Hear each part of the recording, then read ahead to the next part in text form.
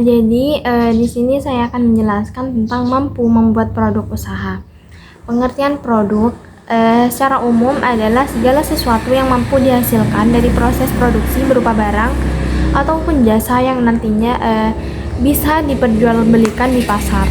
Pendapat lain ada yang mengatakan bahwa pengertian produk adalah suatu substansi yang diproduksi oleh pihak produsen dan ditawarkan ke pasar agar bisa memenuhi keperluan ataupun kebutuhan konsumen. Pengertian perencanaan usaha. Perencanaan usaha adalah proses penentuan visi, misi, dan tujuan, strategi, kebijakan, prosedur, aturan, program, dan anggaran yang diperlukan untuk menjalankan suatu usaha tertentu. Tujuan perencanaan usaha yaitu yang pertama sebagai rencana aksi perencanaan usaha bertujuan untuk bantu proses pengambilan tindakan bisnis dengan berbagi masalah keseluruhan ke dalam masalah-masalah yang lebih kecil dan telah dikelompokkan sehingga tidak terlalu rumit.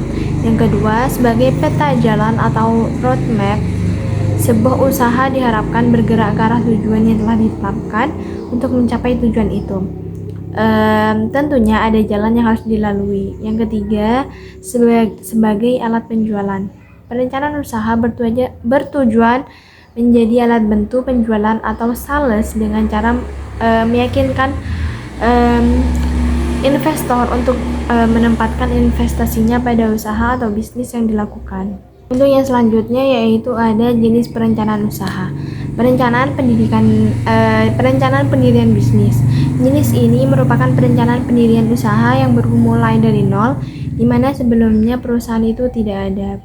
Yang kedua, perencanaan kembali. Jenis perencanaan ini dilakukan ketika perhitungan dan analisa studi kelayakan perusahaan dinilai kurang efektif dan kurang efisien, baik dalam hal produksi maupun kegiatan manajemen.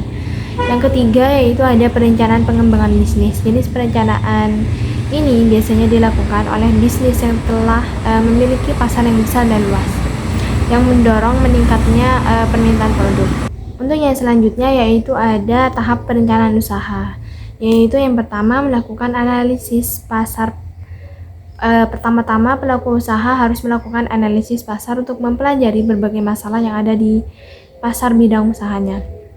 Yang kedua, menghitung sarana dan biaya produksi. Setelah melakukan analisis pasar, pelaku usaha perlu memperhatikan internalnya, yaitu kemampuan produksi.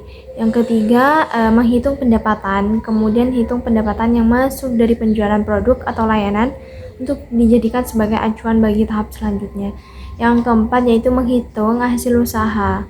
Hasil usaha ini dapat dihitung setelah pendapatan dan biaya diketahui totalnya. Jika pendapatan lebih besar daripada biaya produksi, maka usaha dianggap untung. Jika terjadi sebaliknya, maka usaha dianggap rugi. Yang terakhir yaitu ada komponen perencanaan usaha. Perencanaan usaha atau bisnis juga memiliki berbagai komponen. Berikut rincian komponen yang harus ada dalam perencanaan usaha. Ringkasan perencanaan usaha atau bisnis yaitu deskripsi bisnis, deskripsi produk atau layanan, pernyataan misi, kepemimpinan dan struktur organisasi, analisis pasar, analisis SWOT, rencana pemasaran, proyeksi keuangan, analisis arus kas, dan staffing dan operasional.